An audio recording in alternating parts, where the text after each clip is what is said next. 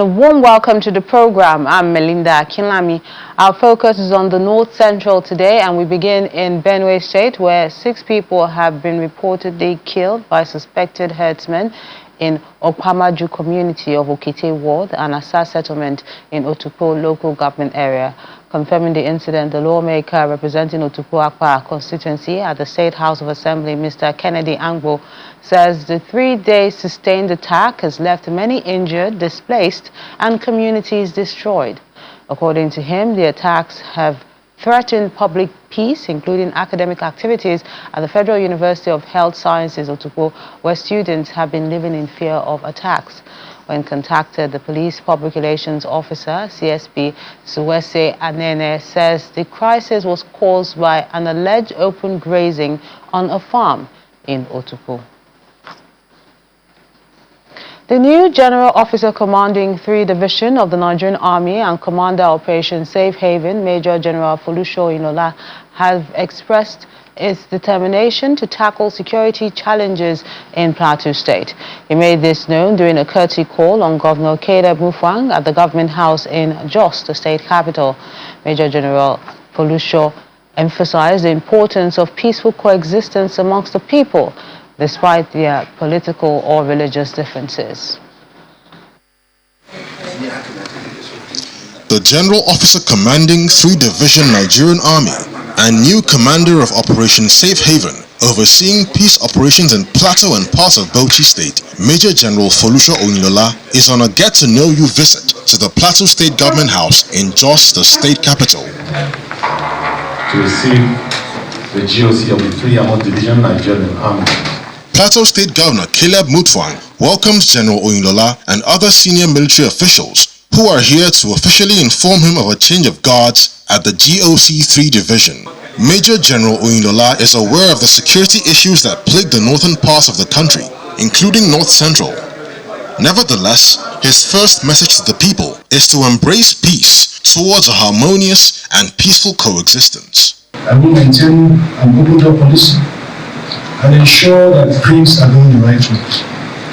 Ironically, during this short period that we have, there was some tension and crisis in Mango, and I have visited Mango, and I guess that was my welcome package. But I want to assure you that nothing will go wrong in Plateau State. Governor Mutfwang applauds the work of the commander, Major General Abdul Salam Abubakar, who he says left an indelible mark in ensuring that security in the state is assured.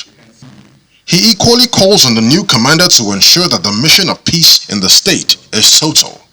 Your coming is to put the icing on the cake, if I may put it that way.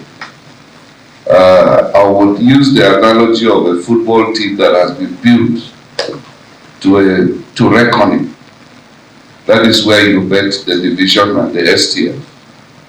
But it is time to win the trophy. And that trophy is to reset Plateau to the pre-crisis era, where Plateau was truly known as a home of peace and tourism. On our part as government, we have tried to create the enabling environment for our communities to live together in harmony. And that's why we have laid emphasis on inclusion, on fairness, on justice, so that nobody will have a reason to feel isolated, to feel forgotten, to feel deprived. And like you rightly put it, Martin Luther also echoed it, that we either choose to live together as brothers or we perish as fools. Major General Folusho Oyinlola took over as General Officer Commanding 3 Division of Nigerian Army and Commander Operation Safe Haven last month, following a redeployment of GOCs and senior military officers. The Niger State government has taken custody of 21 trafficked children who were intercepted by the Nigerian Immigration Service in Gaidam, Yobe State, while being moved to Niger Republic. According to the Deputy Governor, Yakubu Gaba, the children, all from Magama local government area of Niger State, were rescued by the authorities. Mr. Gaba, who received the victims on behalf of the Niger State government, said investigations are ongoing. As a subnational government, we are in tandem with the federal government on measures that will curb human trafficking. Niger State has been grappling with mysterious terrorism. We will not condone any tendencies that is inimical to the peace, stability, security, and well-being of our people. The gesture of the former Governor Muhammad Umar Bago in turning the tide of terrorism shall not be wetted by the elements that are hell-bent on turning the hands of the clock. Well, poverty and searching for greener pasture has been identified as the major bet in luring the victims by the perpetrators. The government of former Umar Muhammad Bago has been deliberate in addressing these factors through employment opportunities and poverty alleviation policies. The government shall be decisive in our approach and ensure the restoration of peace and human dignity. I repeat, our government, under the able leadership of Muhammad Umar Bago, shall be decisive in all our approaches and ensure the restoration of peace and human dignity. Our people are our greatest assets, and we shall treasure and protect them by all means necessary. The momentary setback shall not deter us. The government is more than willing to deploy all necessary measures in bringing to a halt, or at worst, the barrenness minimums all forms of criminality. We call on council chairmen, traditional leaders, religious leaders, and parents to be vigilant and report any suspicious conduct to the law enforcement agencies. The government shall not condone instances where parents aid human trafficking under whatever guise. Perpetrators and enablers of such crime shall be dealt with accordingly. 3,400 small and medium-scale enterprises which have benefited from the SME grants of the Alia NG Cares program have appealed for upscaling of the business support to capture more entrepreneurs. Nembe Sergio, a 43-year-old palm oil machine fabricator, made this known in Makadi, the state capital, when Channel Television visited his workshop to see how the 150,000 naira grant is supporting his business as well as other beneficiaries across the state. Reacting to this, the governor's technical advisor on media, Mr. Solomon Oipev, gave assurances that more businesses and entrepreneurs will get support from the state government. Locally fabricated agricultural and oil palm production machines, along with other equipment like this large-scale pounded yam blending machine, are the new innovations coming up in Benue to deal with food processing and post-harvest losses. Nimbe Sergio, a 43-year-old welder, tells Channels Television how his 8-year-old business picked up with the SME grant he received from the Alia NG Cares program. We've been working with this one for the last 8 years when I started, and by the grace of God, with the Alia Cares, I was able to get this additional filing machine. It's more sophisticated and more functional compared to the one I started with. So it's a very good improvement. In fact, it has moved me to the level of even having an additional staff to increase the manpower and productivity of the workshop. The host community of Akwehe around the Wurukum axis of Makodi now benefits from this work, as this oil palm production machine, rice thresher and yam processing have become useful. Our crew visits another beneficiary, a fashion school located at Welfare Quarters, which got a 500,000 naira grant to scale up training of fashion designs and promote indigenous fabrics. Although the grants help the fashion school to buy more machines, the operator appeals for an increase in financial support as the industry is capital intensive. The governor should please increase the amount they gave, because the last money they gave was not enough, because things are very, very expensive now. To buy new machine, if you want to buy industrial machine, it's just like 420,000 naira, and then the manual one is almost 200k. So if they can increase the ground, it will really help all the business personnel.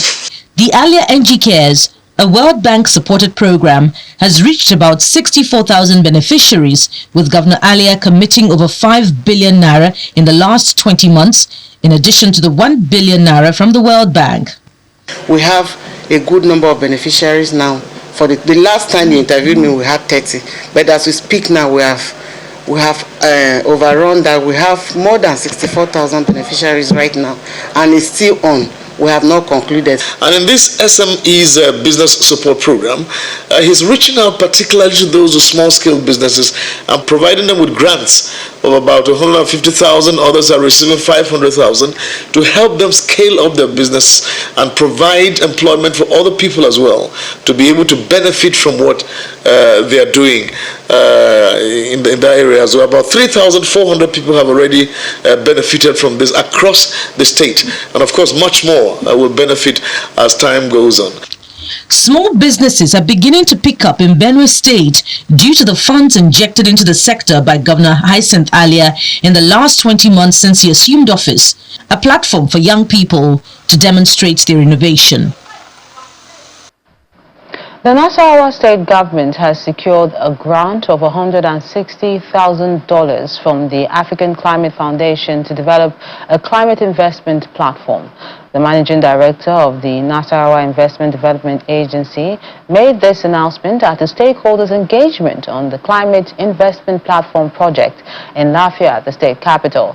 He said the project, which is implemented by International Limited, involves developing strategic policy documents and action plans for emission reduction, capacity building for businesses to support climate smart investments, as well as guiding climate action in Nasarawa State. The grant in question was from the African Climate Foundation. The grant was given to International to help develop the Nasarawa State Climate Investment Platform. It's the first of its kind. There is no Nigerian state that has developed a climate investment platform ever before. Nasarawa State is going to be the first. We're very happy and excited that the African Climate Foundation gave that grant to International to help develop the climate investment platform for Nasarawa State. So we were a beneficiary of this initiative, and we will utilize this initiative for the good and benefit of the people of Nasarawa State. To improve livestock productivity in Kwara, the World Bank and state government have trained 900 farmers and extension agents. The training, which is being held in batches, focuses on how to convert crop residue to ruminant animal feeds instead of disposing them. On how to convert crop residues to ruminant feeds instead of wasting them. That makes it the 900th out of the 1,000 earmarked to be trained by Kwara state government. If just 30 to 50% of these guys implement and they do what we call farmer-to-farmer diffusion, the average will be each person will be able to diffuse to at least 10%. So we are talking about 50, and that is 500. So if in the 1,000 that we are planning to train, we have 50%, each of them gives say 10 in the minimum per annum. You can look at it exponential. I tell you, by 2050, Nigeria will be exporting. We will not import. It also focuses on how to increase the productivity and marketability of the animals, especially goats. The training is being spearheaded by the Livestock Productivity and Resilience Support Project in Kwara State. I want to encourage everybody here is that what you've learned organizing this program, I know what it takes. Yeah, I know what I've gone through. I've gone through wars. I don't know. It's a privilege that you are here now. I don't know anybody here as I'm knowing you. So it's not, you came here because God just helped you to be here. But since you are here, like he has been saying, we need to change Kwara State and change Nigeria. You are the government of goat and ruminant farming. You are the government of crop livestock integration, they are the government of commercialization, and the government of intensification. Before you complain about our government, do your part very well. What you've learned, use it. Then after, you can complain. And we've been looking for different ways of getting funds for participants. We are talking to local government chairmen, to commissioners, to banks. You're on a platform, you'll hear about it. And I believe that for those that do not have the funds, we'll be able to get some funds for you. For the elderly ones, they are running already. We have seen what these guys have imbibed, and we are seeing what they can do in the future. And we have heard from them their commitment to transcend this knowledge beyond what they have learned. But for me particularly, the health press Kwara State look at it that yes, it is important we are training these young men, but we need to set up a fundamental infrastructure that will allow them to strive and that will give them more opportunity to actually go beyond what they are doing. Officials of the state government and trainers say the feedback from the trainees has been encouraging, as the state and ultimately the country could start exporting livestock sooner if the training is put into proper use. The Chief Medical Director of the Federal Teaching Hospital, Lokoja, Dr. Tunde Alabi, has dismissed claims of understaffing and mismanagement leveled against the management of the hospital by some members of the Association of Resident Doctors. Addressing the stakeholders meeting in Lokoja, the Kogi State capital, Dr. Alabi says the hospital has over 200 doctors and consultants and denied claims that doctors have not been recruited in over 10 years. We now go to Abuja.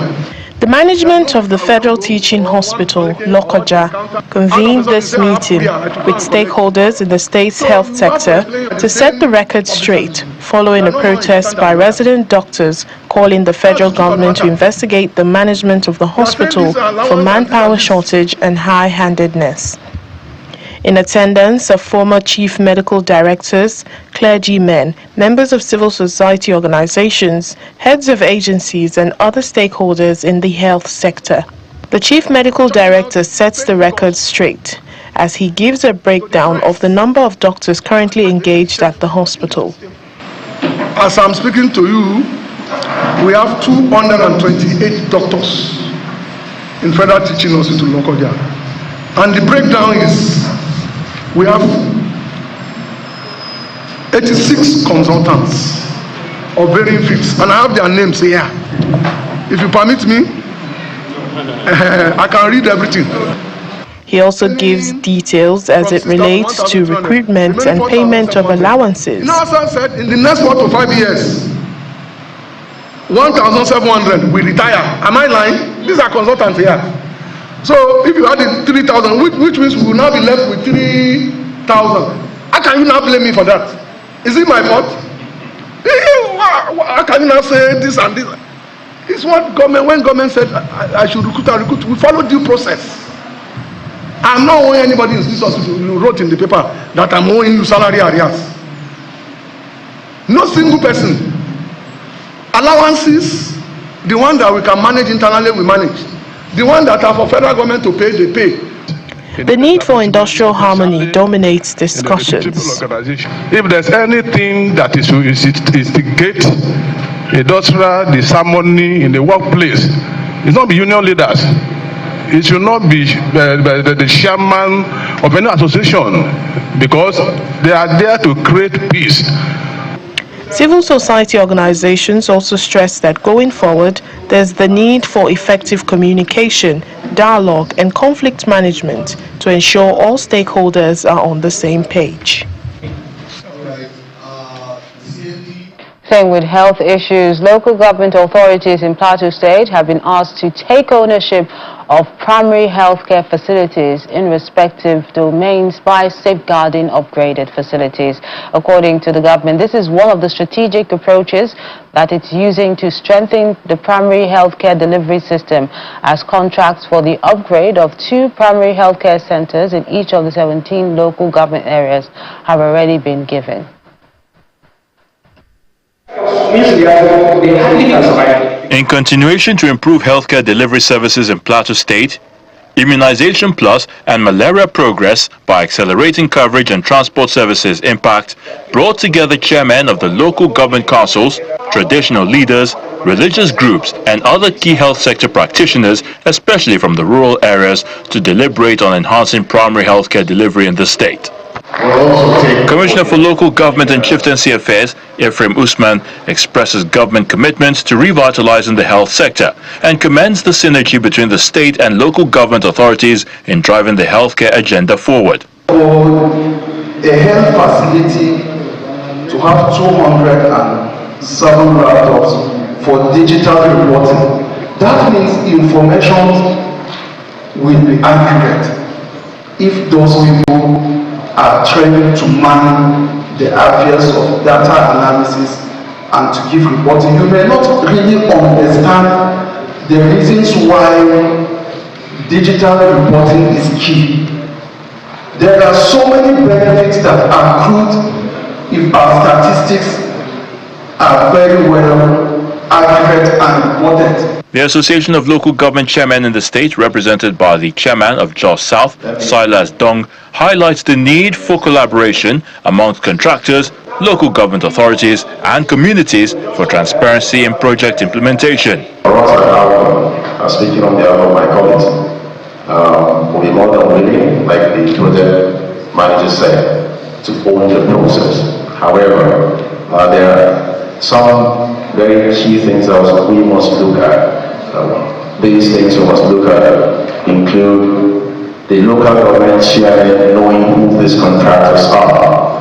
That's on the one hand. Secondly, we also like to know if we can have access to the BOQs so we can actually monitor this project that you have asked us to monitor, so the contractors don't come and are doing what is not in that BOQ. If we do that, I'm sure we'll be working together and seeing that these things are done.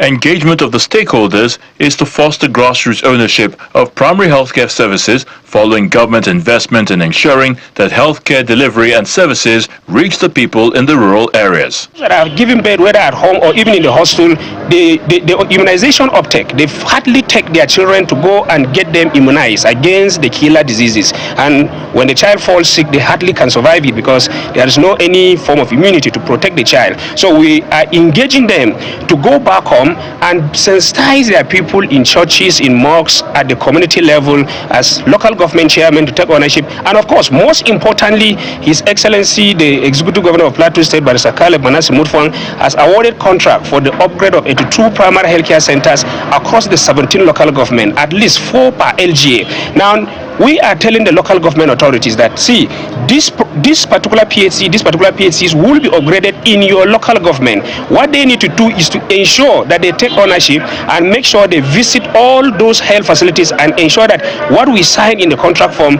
is adhered to. The state government believes regular engagement between local government authorities, traditional leaders, religious groups and health sector operators will go a long way to sustain the gains of healthcare delivery services to the people.